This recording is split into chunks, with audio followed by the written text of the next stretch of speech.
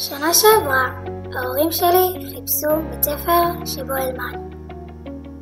היו להם הרבה דרישות, חינוך לערכים, שיהיה צוות מקצועי, שהלימודים יהיו ברמה גבוהה, כשהאווירה תהיה חמה ומשפחתית.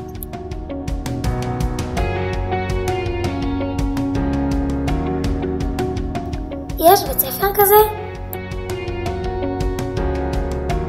ביד חזון מצאתי הכל.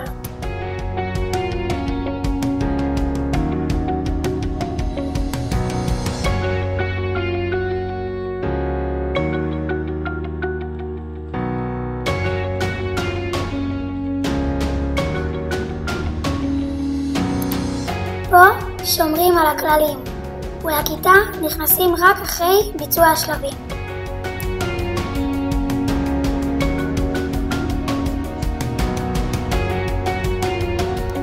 את היום אנחנו מתחילים בתפילה והודיה לבורא עולם.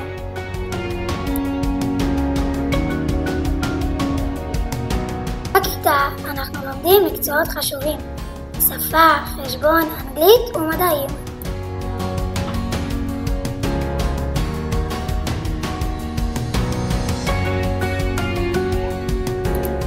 המורות נותנות לי להרגיש הכי יחיד ומיוחד, ולכל שאלה או בקשה נהנות מיד.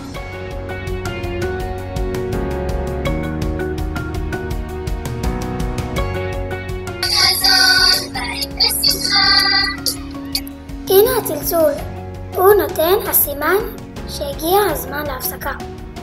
אנו משחקים ונהנים עם חברים.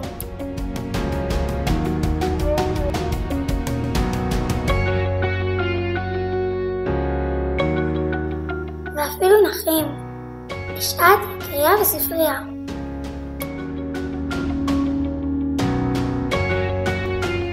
הצלצול שוב מצלצל, זה הזמן להיכנס חזרה לכיתה.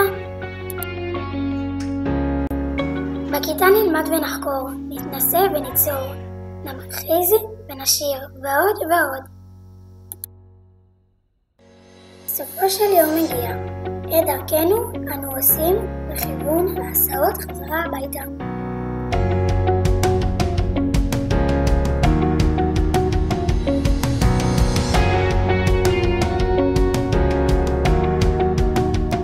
אני כל כך מחכה למחר. להתראות.